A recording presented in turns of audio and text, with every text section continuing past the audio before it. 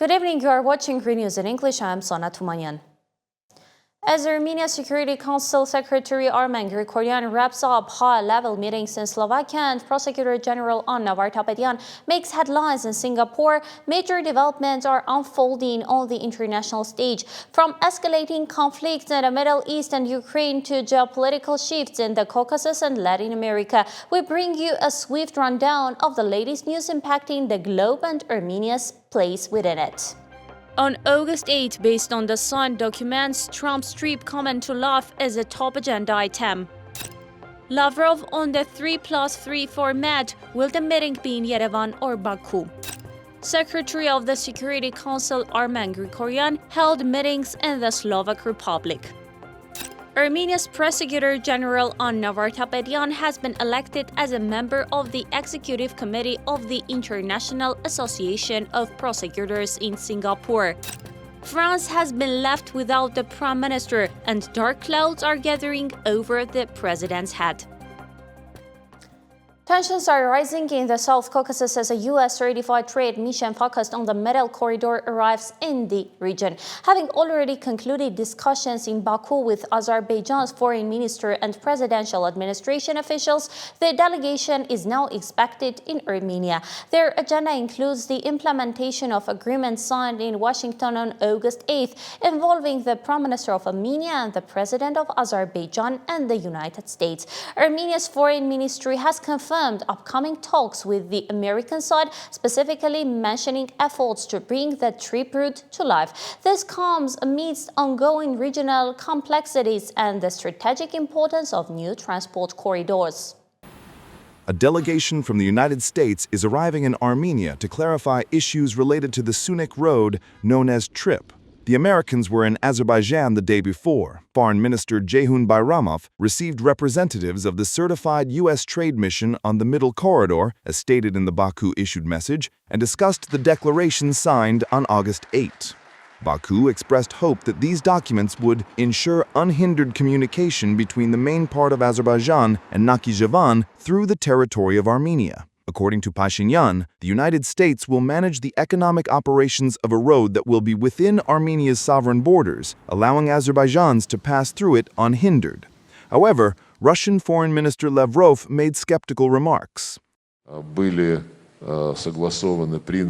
Yes, we see that the agreement on signing a peace treaty, which matured between the presidents of Armenia, Russia, and Azerbaijan in 2022, was decided to be signed in the territory of the United States. This is the sovereign right of our neighbors, but we need to see how it will work because in the first days after the Washington meeting, enthusiastic responses were heard, while that enthusiasm was replaced by skepticism when the document was published. It turns out that not everything is agreed upon there. There is such a genre in foreign policy to take an impressive step, use it in the media. I agree that such a method has the right to exist, but if nothing follows it, it will remain just such a flash.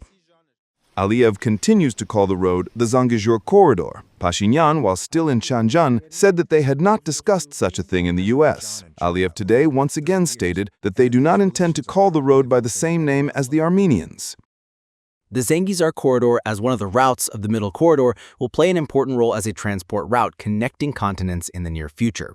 In Washington, they discussed unblocking roads and the crossroads of peace. There is nothing in writing about the Middle or Zangezur Corridor. The peace agreement has been initialized. Here comes peace, the authorities say, referring to the Washington documents. But beyond what was signed, Azerbaijan does not abandon its demands. In particular, there are still provisions in the Constitution of Armenia that contradict the sovereignty and territorial integrity of Azerbaijan, expressing unacceptable territorial claims. Therefore, in order to establish a lasting peace, the basic law of the Republic of Armenia must be brought into line with the text and spirit of the peace agreement already initialed by the two countries.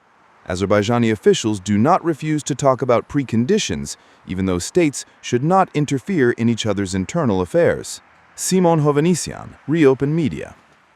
Russian foreign policy efforts spearheaded by Foreign Minister Lavrov have intensified, with the official now emphasizing the need to activate the 3+3 format. However, Armenia's foreign ministry states they have no information regarding the exact dates and location for a ministerial meeting in this format. Previously, Deputy Foreign Minister Vahan Kostanyan told Erna that the next 3+3 meeting could take place either in Yerevan or Baku. The Republic of Armenia has expressed its readiness to host the next ministerial meeting of the 3+3 regional consultative platform. Azerbaijan had also expressed similar readiness. By the way, Armenia's Ministry of Foreign Affairs has responded to a report by Russia's TASS news agency, which suggested Pakistan intends to recognize Armenia as a UN member state, thereby getting the green light for accession to the Eurasian Economic Union. In a statement, the Armenian MFA spokesperson clarified, "We informed uninformed sources that diplomatic relations have already been established between Armenia and Pakistan, in line with the fundamental principles of the UN Charter." The spokesperson further added, as the two countries develop bilateral cooperation, they will also discuss issues related to interaction on multilateral platforms, be it the Shanghai Cooperation Organization, the EAEU, or other structures of mutual interest. The spokesperson further added, as the two countries develop bilateral cooperation, they will also discuss issues related to interaction or multilateral platforms, be it the Shanghai Cooperation Organization, the EAEU, or other structures of mutual interest. The statement appears to correct the TASS assertion, confirming pre-existing diplomatic ties and indicating broader discussions on international cooperation rather than a contingent recognition.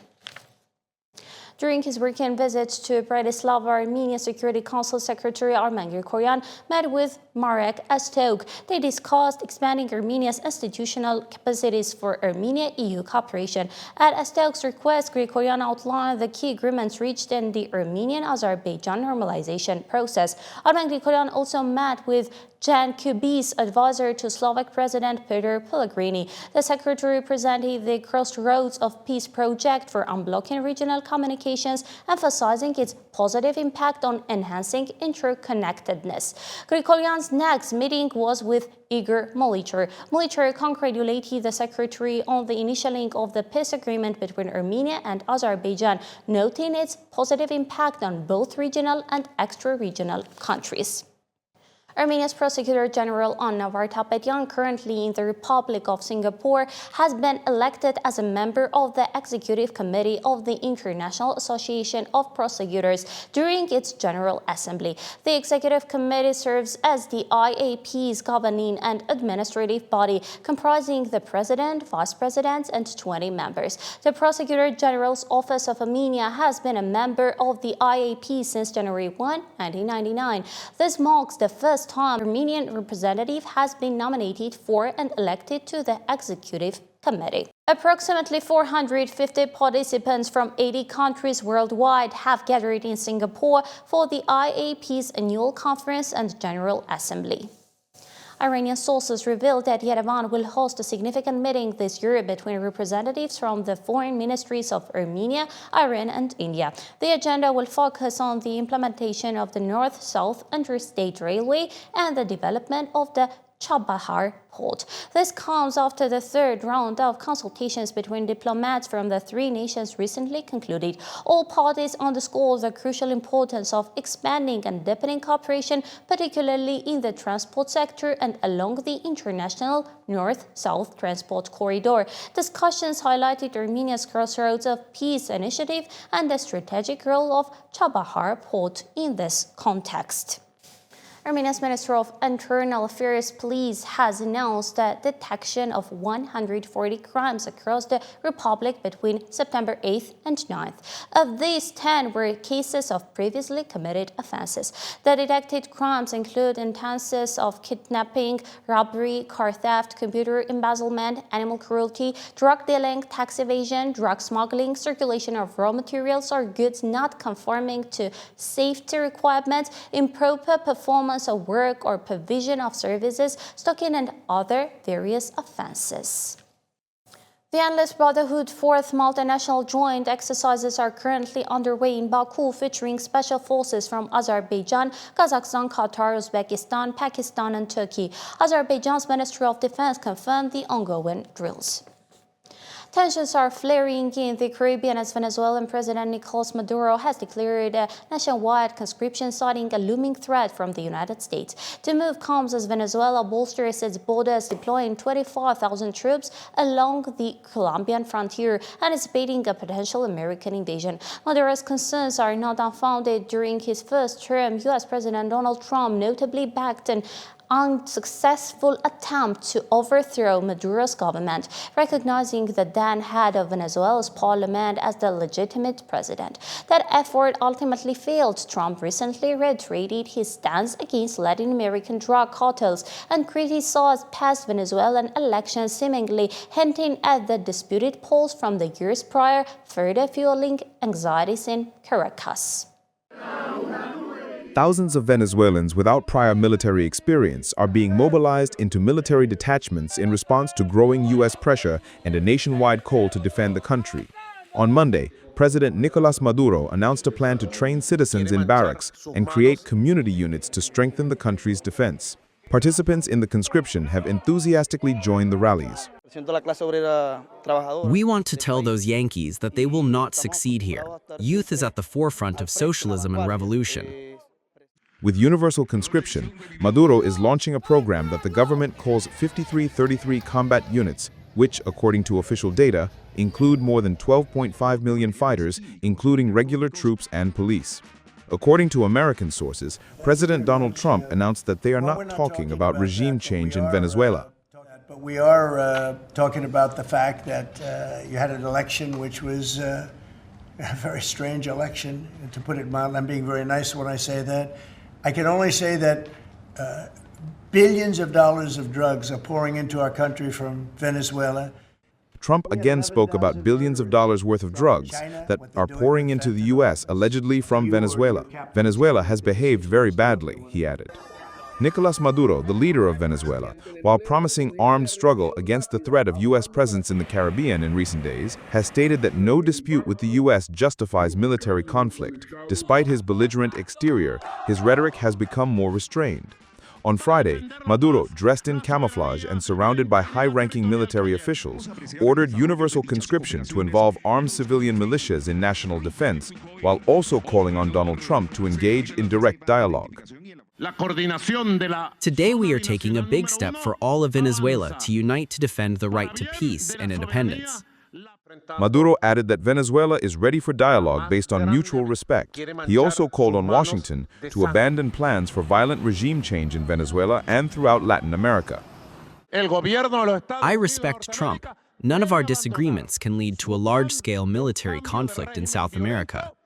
The conscription in Venezuela followed an increase in U.S. military presence in the Caribbean, with the official explanation of fighting drug cartels. Washington has deployed more than 4,000 troops and the state-of-the-art weaponry in that zone. Before that, by Trump's order, a Venezuelan ship was sunk by a missile strike, killing 11 people. According to the head of the White House, the ship belonged to a drug cartel and was transporting drugs. Maduro has always denied any connection to drug trafficking, although 2 nephews of his wife have been convicted in New York for cocaine trafficking. The U.S. is offering a $50 million reward for assistance in Maduro's arrest. Mr. President Donald Trump. Dear President Donald Trump, you should be careful because Marco Rubio wants to stain your hands with blood. The blood of the peoples of South America, the Caribbean, and Venezuela. Experts are convinced that if dialogue fails, everything is leading to military conflict. American and Venezuelan fighter jets continue flights in coastal areas. David Genjoyan, ReOpen Media. France is plunged into political turmoil after Prime Minister François Bayrou and his minority government lost a crucial vote of confidence in Parliament. Lawmakers delivered a decisive blow, voting 364 to 194 against his administration, forcing President Emmanuel Macron to once again search for a new head of government. Bayrou, who had served for less than a year, crumbled his political career on the unprecedented confidence vote, hoping legislators would back his efforts to drastically cut cuts meant to curb France's spiraling debt. However, both left-wing and far-right forces seized the opportunity to unseat him. Macron's office confirmed the president will accept Barrot's resignation on Tuesday and will name his replacement in the coming days. The question of who will take the helm remains wide open. Adding to the instability, dark clouds are also gathering over President Macron himself, with calls for his own resignation now part of the political agenda. Some international news. Russia forces launched a nighttime attack on the thermal power facility in Kyiv region, causing widespread power and gas outages. The strike follows one of the largest aerial assaults recorded in the third year of the war. Ukrainian officials confirm repair efforts are underway, but damage to the gas supply network means over 8,000 homes will remain without gas for at least 2 more days. With winter approaching, the situation raises concerns as Russia continues to target Ukraine's energy infrastructure. The Israeli military has ordered residents of Gaza City to evacuate ahead of a new offensive, warning of powerful storm operations if Hamas does not release hostages. The evacuation orders have sparked panic as many residents are already living outdoors due to a lack of safe havens. Qatar is urging Hamas to accept the U.S. proposed truce and hostage deal, to which Israel has reportedly agreed. And health authorities in Gaza report the death toll from the conflict between Hamas and Israel, which began on October 7, 2023, has reached 64,522, with approximately 163,000 injured. In the last 24 hours alone, Gaza hospitals recorded 67 deaths and 320 injuries from Israeli attacks.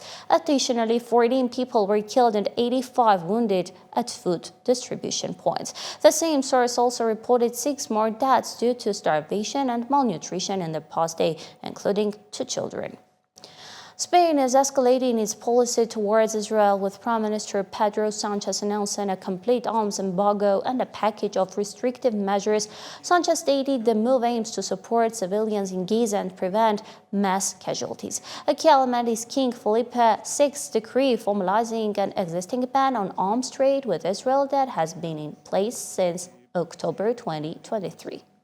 A decade into their Bond supermodel scandal, Jenner and Gigi Hadid are taking center stage in Vogue's October issue, gracing the cover and offering an intimate look at their enduring friendship. Far from the bustling runways, they do a journey to the majestic landscapes of Wyoming, where they posed amidst towering mountains, spirited horses, and endless fields, sharing candid reflections on their lives beyond the glare of the fashion world. We're more sisters than friends, Kendall revealed, underscoring the depth of their relationship. Gigi echoed the sentiment, attributing their lasting connection to mutual professional respect. I think the foundation of our friendship is that we respect each other as professionals. We always work hard and never demand special treatment.